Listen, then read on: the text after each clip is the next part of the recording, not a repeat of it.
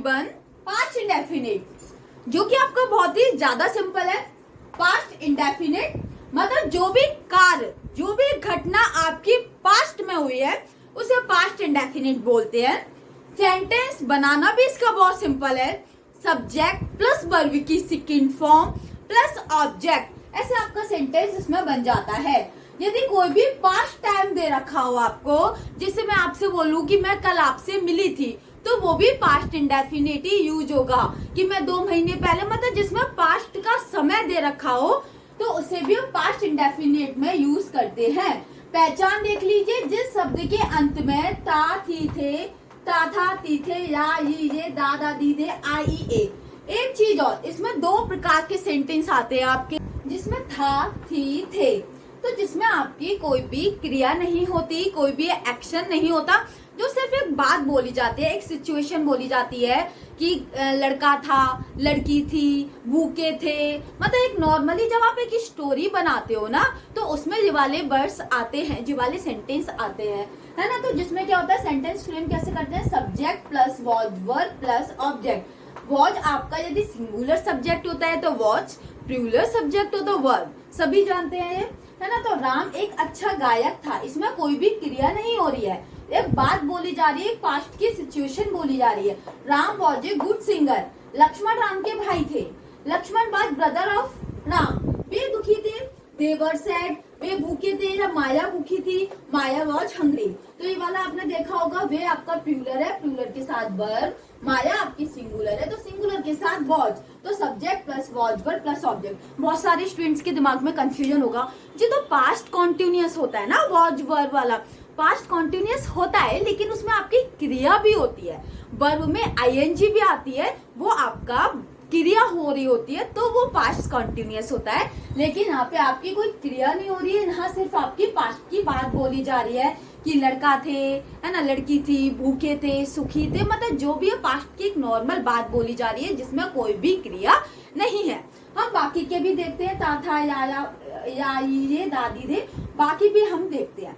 आपने पहचान के था थी थे वाले सेंटेंस देख लिए। अब हम देखते हैं ता थी थे, या ये, आ ई ए। अब आप बोलोगे ऐसे कौन से सेंटेंस होते हैं जिसके लास्ट में आ आए?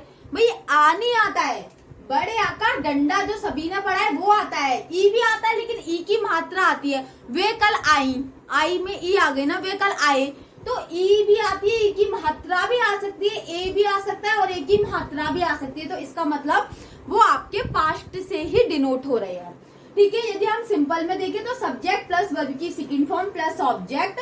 एक चीज बहुत अच्छी है इसमें, यदि आपका सिंगुलर हो, प्लूरल हो, हमें कोई मतलब नहीं है, वर्ब की सेकंड फॉर्म ही आना है।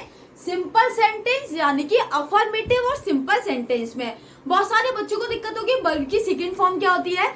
वर्ब की first form, second form, third form, तीनों फॉर्म होती हैं, जो मैंने अब कराई भी है आपको, और जिसका लिंक आपको कमेंट बॉक्स में मिल भी जाएगा। वर्ब की सेकंड फॉर्म, जैसे कि आप बोलो ना, गो की बोलो, गो की सेकंड फॉर्म क्या होती है? गो, वेंट, गॉन, है ना। जैसे कि आप बोलते हो ना कि राम स्कूल गया, कल की बात हो रही, कल राम स्कूल गया, तो राम वेंट, वर्ब की सेकंड फॉर्म आ गई, ठीक है। तो वो वाली फॉर्म। नेगेटिव में डिड नॉट आ गया, भाई डिड भी ऑलरेडी डू की सेकंड फॉर्म ही है, ठीक है। तो डिड नॉट के बाद हमेशा वर्ब की फर्स्ट फॉर्म लगेगी। बहुत सारे स्टूडेंट्स क्या करते हैं, डिड भी लगा देते हैं और वर्ब की सेकंड फॉर्म भी लगा देते हैं, तो वर्ब की सेकंड फॉर्म 2 बार नहीं आएगी, सिर्फ एक ही बार आएगी। तो subject plus did not plus verb की फर्स्ट फॉर्म। अब कहीं भी आप डिड देखो ना, तो डिड देख के आपके माइंड में स्ट्राइक कर जाना चाहिए कि डिड वर्ब की सेकंड फॉर्म होती है और वर्ब की second form past indefinite tense में लगती है।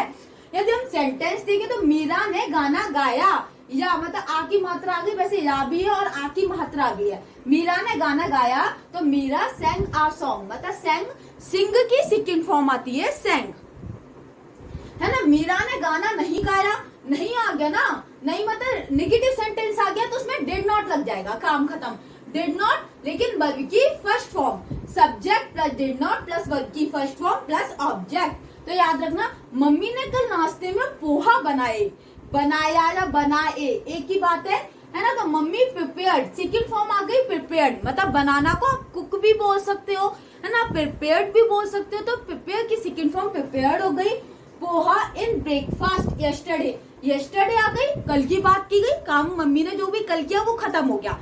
यदि हम नेगेटिव में बनाए तो मम्मी सब्जेक्ट आ गया डिड नॉट प्रिपेयर, बल्कि फर्स्ट फॉर्म है ये, पोहा इन ब्रेकफास्ट यस्टरडे। तो बस एक चीज याद रख लेना, डिड के साथ बल्कि सेकंड फॉर्म मत लगा देना, वरना आप पूरा गलत कर दोगे।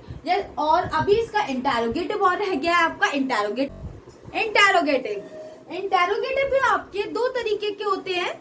मतलब जैसे कि आप क्वेश्चन पूछ रहा है कोई आपसे, क्या तुमने खाना खाया, यस और नो में तुम्हें आंसर देना है जिसका हाँ या ना। एक होता है तुमसे कोई रीजन पूछ रहा है, वजह पूछ रहा है कि तुमने खाना क्यों नहीं खाया, तो तुम्हें उसका आंसर देना पड़ेगा ना। तो इंटेरोगेटिव भी वही आपके होते हैं, एक तो यस और नो वाला जिसमें तुम्हें हाँ ना का जवाब देना है, और एक होता है WH फैमिली जिसमें आपसे कोई क्वेश्चन पुटअप करता है कि तुमने खाना कब खाया, क्यों नहीं खाया, क्या खाया, कैसे खाया, जिसमें WH फैमिली आ जाती है, एक वो होता है। तो इंटेरोगेटिव में क्या आ जाएगा, पहले सबसे पहले डिड आ गया, फिर आपका सब्जेक्ट आ गया प्लस वर्ब की फर्स्ट फॉर्म, भाई डिड है, डिड के साथ वर्ब की फर्स्ट फॉर्म आएगी प्लस ऑब्जेक्ट। और WH फैमिली में क्या आ जाता है, WH फैमिली पहले आ जाती है, फिर डिड आता है, फिर सब्जेक्ट प्लस वर्ब की फर्स्ट फॉर्म प्लस ऑब्जेक्ट। एक नेगेटिव इंटेरोगेटिव भी होते हैं। नेगेटिव इंटेरोगेटिव क्या होते हैं, जिसमें आपका नहीं भी आता है और इंटेरोगेटिव भी आता है ना। तुमने खाना कल क्यों नहीं खाया, है ना, जिसमें क्वेश्चन वर्ड भी आ गया और नहीं भी लग के आ गया, जो आपको एग्जाम्पल से समझ में आ जाएंगे, है ना। एग्जाम्पल देखते हैं, क्या नेहा ने कल गेम में टॉफी जीती थी। तो किसी ने तुमसे क्वेश्चन पूछा, क्या नेहा ने कल गेम में टॉफी जीती थी, तुम यस और नो में हाँ में जवाब दे सकते हो, हाँ या नहीं। तो एक तो यही इसी टाइप का आ गया। तो आपका आ जाएगा डेट, सबसे पहले डेट, फिर आपका आ गया सब्जेक्ट। सब्जेक्ट कौन है भाई यहाँ पे, नेहा, है ना। फिर वर्ब की first form, did Neha win trophy, है ना। ऑब्जेक्ट किसमें, गेम में, और कब जीती थी, कल जीती थी। तो आपका ये सेंटेंस फ्रेम हो गया, did plus subject plus verb की फर्स्ट फॉर्म प्लस ऑब्जेक्ट। ठीक है, अब आपका WH वाली फैमिली आ गया, कब क्यों कैसे।